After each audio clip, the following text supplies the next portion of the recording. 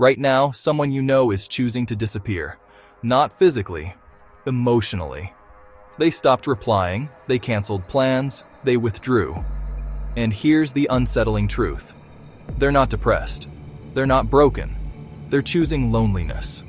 Why is this happening all over the world at the same time? And why does it feel strangely comforting? For thousands of years, humans survived through connection. Isolation meant danger. But today, loneliness is being rebranded as independence, as peace, as self-protection. More people aren't ending up alone. They're designing their lives that way. And the reasons might surprise you. They have stopped replying with the same warmth they once had. They begin to cancel plans, citing reasons that feel vague and distant. Their messages, once full of life and detail, have become short, clipped responses. You can almost feel the long pause before they speak, a silent calculation of energy and effort. They are not always sad, not in a way you can easily name. They are simply choosing to be alone. It is a quiet, deliberate act of withdrawal from a world that has become too loud. This phenomenon is happening everywhere, in every corner of our lives. It unfolds in the pulsing heart of crowded cities. It settles in the manicured lawns of quiet suburbs. It even finds its way into the familiar routines of small towns, where everyone knows your name. On the surface, this choice to retreat looks strange, almost unnatural. It feels quiet in a way that is unsettling, like the calm before a storm. There is another, deeper reason people are making this choice. In our time, connection has become a form of labor. It carries invisible costs that drain our energy reserves. It demands our constant, undivided attention in a world already saturated with stimuli.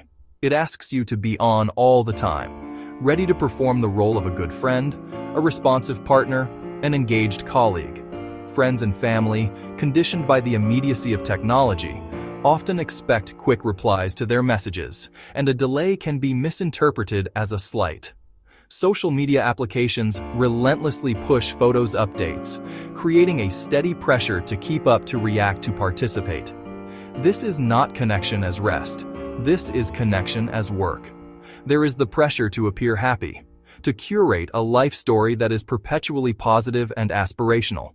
There is the pressure to be interesting, to have exciting news to share, a witty take on current events.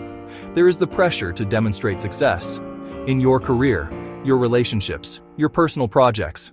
All of this requires a significant amount of emotional labor, managing your feelings while managing the expectations of others. We watch our words, carefully editing what we say to present the best possible version of ourselves. People leave social gatherings not refreshed, but depleted. It is a strategic retreat from the unpaid, often unacknowledged, labor of modern connection. The internet has fundamentally rewired the ways in which we form and maintain bonds. Online, you are the editor of your own life story. You can meticulously control what you share with the world. Post the flattering angles, share accomplishments while hiding failures, craft witty statuses suggesting effortless charm. This curated self is a powerful tool, but it is also a mask. It allows you to manage perception while creating a chasm between persona and lived experience. This digital environment makes it incredibly easy to step back, to disappear without a trace. You can end a conversation simply by not replying. You can unfriend, block, or mute, severing a connection without a difficult conversation. There is no need to witness the other person's reaction. You do not have to answer for your absence right away, or ever. The digital world has a built-in escape hatch.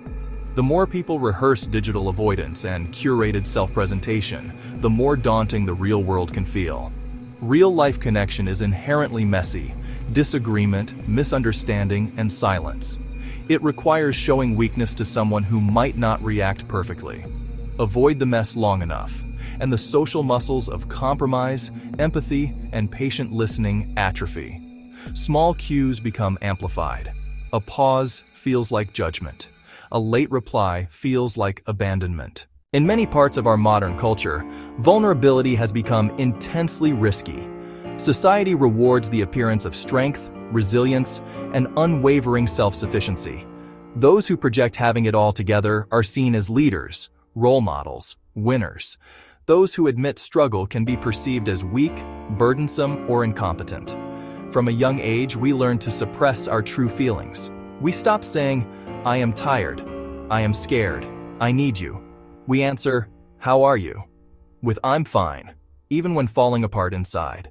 We stop asking for help, fearing we'll be a liability to friends, family, or colleagues.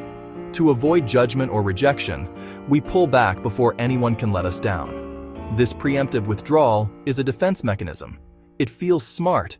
It feels like control. When you choose your loneliness, you feel in command of the potential for hurt.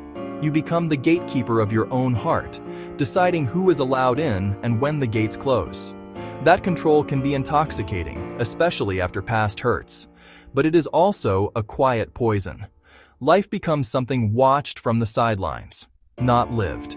They wait for a sign it is safe to emerge. The call may never come. A strategy for self-protection slowly becomes a cage.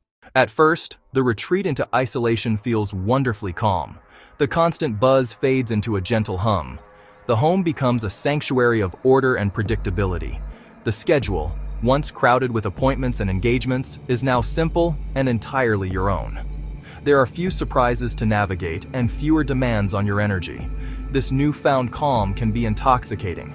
But as time passes, the quality of the silence begins to change. The voices of friends and loved ones become distant echoes. A small, persistent ache forms in a place you cannot quite name. You begin to miss the tiny, seemingly insignificant things. A laugh that matches your mood. A hand steadying yours. A friend who remembers a detail you forgot. After long solitude, re-entering connection can feel overwhelming. Shy, unsure, the basic language forgotten. The loop of isolation tightens its grip. The comfort becomes a trap, a cycle of avoidance and fear. Loneliness is no longer an accident of modern life. It's a response to it. Understanding why people are choosing isolation may be the key to understanding where humanity is headed next. If you want to explore the hidden forces shaping behavior, culture, and the future of society, subscribe to Neptune Vault. Some truths only reveal themselves in the silence.